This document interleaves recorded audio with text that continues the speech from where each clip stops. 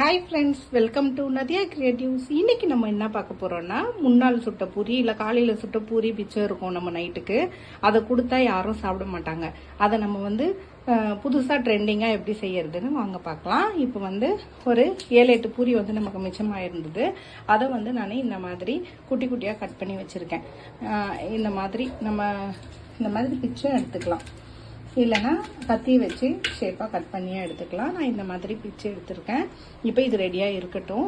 நம்ம அதுக்குள்ளே 2 முட்டை எடுத்திருக்கேன், 2 மீடியம் சைஸ் தக்காளி பொடியாக கட் பண்ணி வச்சுருக்கேன், 2 பச்சை மிளகாவும் நீல வாக்கில் கீறி வச்சுருக்கேன், கொஞ்சம் கருவேப்பிலை, ஒரு 3 வெங்காயம் மீடியம் சைஸ் வெங்காயம் பொடியாக கட் பண்ணி வச்சுருக்கேன். இது நமக்கு ரெடியாக இருக்குது. இப்போ ஒரு கடாயில் தேவையான அளவு எண்ணெய் ஊற்றிருக்கேன். எண்ணெயில் இந்த வெங்காயம், கருவேப்பிலை, பச்சை மிளகாய் 3த்தையுமே சேர்த்துக்கலாம். இப்போ இதை நல்லா வதக்கிக்கலாம். இஞ்சி பூண்டு பேஸ்ட் இருந்தால் சேர்த்துக்குங்க. இப்போ என்கிட்ட இல்லாதனால நான் சேர்க்கல, நீங்கள் இருந்தால் 1 ஸ்பூன் அளவு சேர்த்துக்கலாம். இப்போ இது ஃபுல் ஃப்ளேமில் வச்சு தான் நல்லா வறுக்கணும். நம்ம கொத்து பரோட்டா, கொத்து சப்பாத்தி இருக்கு இல்லைங்களா, அந்த ஸ்டைலில் செய்யறது. இது நம்ம நார்மலாக வீட்டில் இருக்கிற இது வச்சு இன்க்ரீடியன்ஸ் வச்சு செய்கிறோம். நீங்கள் இதுவே சால்னா அது கூட ஊற்றி செய்யலாம். குருமா, சால்னா அதெல்லாம் கூட ஊற்றி நல்லா கொலன்னு கிரேவியாக வேணும், ஜூஸியாக வேணும்னா அப்படி செய்யலாம். நான் இன்னைக்கு அதெல்லாம் செய்ய போகிறதில்ல, வெறும் மசாலாலாம் ஆட் பண்ணிவிட்டு முட்டை உடச்சி ஊற்றி நம்ம செய்ய போகிறோம். இப்போ தக்காளி பொடியாக கட் பண்ணி வச்சுருந்தேன், தக்காளி ஊற்றாச்சு சேர்த்துட்டு இதையும் நல்லா வதக்கிக்கலாம். ஃபுல் ஃப்ளேமே வச்சு தான் வதக்கணும், அப்போ தான் நல்லா கிறிஸ்பியாக கிடைக்கும் நமக்கு எல்லாமே. இப்போ தக்காளி சேர்த்துட்டோம், நல்லா வதக்கிக்கலாம்.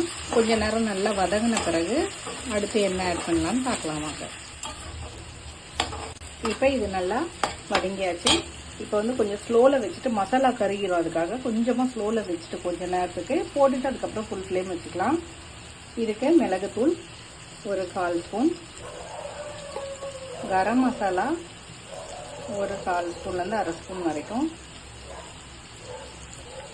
அதுக்கப்புறம் மிளகாய்த்தூள், நம்ம வீட்டில் அரைக்கிற குழம்பு மிளகாய்த்தூள், அது ஒரு 1/2 ஸ்பூன் சேர்த்தா போதும். ஏன்னா பச்சை மிளகாவும் சேர்த்துருக்கும், மிளகுத்தூளும் சேர்த்துருக்கும், மஞ்சள் பொடி அதையும் கொஞ்சம் சேர்த்தாச்சு. இதை எல்லாத்தையுமே நல்லா வதக்கிக்கலாம். இது கூட நம்ம முட்டையை உடச்சி சேர்த்துக்கலாம். கொஞ்சம் வதக்கி விட்டுட்டு சால்ட், உப்பு, இந்த மசாலாக்கு பூரிக்கு இருக்கிறது பூரிக்கு இருக்குது. இந்த மசாலாவுக்கு தேவையான அளவு சால்ட், உப்பு சேர்த்துக்கலாம். சேர்த்துட்டு நல்லா வதக்கிட்டு இப்போ முட்டையை உடச்சி சேர்த்துக்கலாம். நான் 2 முட்டை தான் சேர்க்க போகிறேன். நீங்கள் உங்களுக்கு விருப்பப்பட்டால் 3-4 கூட சேர்த்துக்குங்க. நாங்கள் 2 முட்டை தான் உடச்சி சேர்க்குறேன். இது நடுவில் சேர்த்துக்கலாம். இப்படி தள்ளி வச்சுட்டு நடுவில் சேர்த்துட்டிங்கன்னா நல்லா வெந்து கிடைக்கும் போது திருப்பி திருப்பி அப்படியே பொடியாக்க நமக்கு பொடி மாஸ் மாதிரி பண்ணால் நல்லாயிருக்கும். இப்போ நம்ம 2 முட்டை உடச்சி சேர்த்துருக்கோம். இது உப்பி போயிருக்கு, 3 முட்டைன்னு நினச்சிடாதீங்க, 2 முட்டையை உடச்சி சேர்த்துருக்கோம். இதை லைட்டாக நம்ம வதக்கி முதல் பொடி மாஸ் மாதிரி பண்ணிடலாம். இப்போ ஃபுல் ஃப்ளேம் வச்சுக்கலாம். சேர்த்துட்டு இதை எல்லாத்தையும் நல்லா பிரட்டி கொடுத்துக்கலாம். கொஞ்சம் எண்ணெய் கொஞ்சம் கூடுதலாக இருந்தால் தான் இந்த மாதிரி ரெசிபிஸ்லாம் நல்லாயிருக்கும் நமக்கு. இது நல்லா பொடி மாஸ் மாதிரி வந்த பிறகு நம்ம சாஸ்லாம் ஆட் பண்ண போகிறோம். Soya sauce, chilli sauce, tomato sauce 3மே ஆட் பண்ண போகிறோம். இப்போ இது கொஞ்சம் வதங்கிடுச்சு. இப்போ சாஸ் ஆட் பண்ணிக்கலாம். சோயா சாஸ் 1 ஸ்பூன் அளவுக்கு ஆட் பண்ணிக்கலாம், போதும். அப்புறம் சில்லி சாஸ், நான் க்ரீன் சில்லி சாஸ் யூஸ் பண்ணுறேன். உங்கள்கிட்ட எந்த சில்லி சாஸ் இருக்கோ அது யூஸ் பண்ணிக்கோங்க. அது ஒரு ஸ்பூன் அளவுக்கு. நல்லா ஃப்ளேவர் இது நல்லாயிருக்கும், அதுக்காக. அப்புறம் டொமேட்டோ சாஸ் நான் இருக்கிற பிராண்ட் யூஸ் பண்ணுறேன். உங்கள்கிட்ட என்ன இருக்கோ அதை யூஸ் பண்ணிக்கலாம். நீங்கள் 1 ஸ்பூன் அளவுக்கு.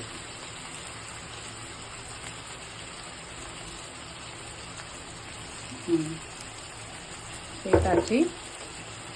இப்போ இதை ஃபுல் ஃப்ளேமில் வச்சே தான் இது வதக்கணும், அப்போ தான் நல்லாயிருக்கும். ஸ்லோலேயே வைக்கலை, நான் முட்டை உடச்சி மசாலா போட்டு முட்டை உடச்சி ஊற்றுறதே ஸ்லோவில் வச்சுட்டேன்.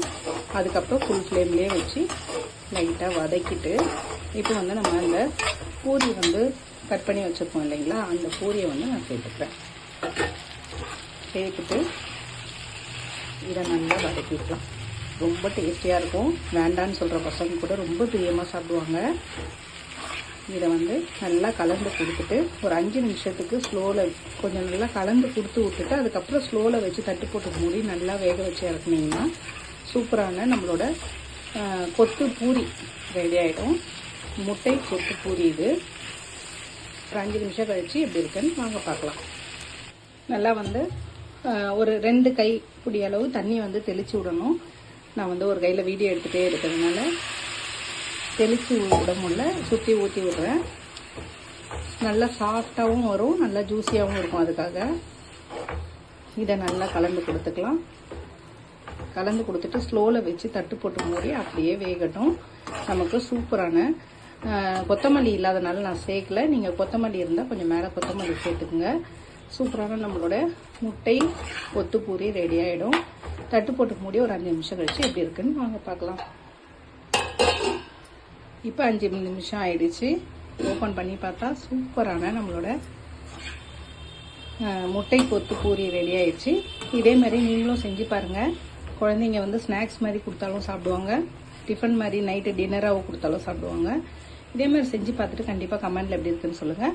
உங்களுக்கு பிடிச்சிருந்தா லைக் பண்ணுங்கள், ஷேர் பண்ணுங்கள், கமெண்ட் பண்ணுங்கள், சப்ஸ்கிரைப் பண்ணுங்கள். பக்கத்தில் பெல் ஐக்கான் பட்டனை ப்ரெஸ் பண்ண மறந்துடாதீங்க. தேங்க்யூ.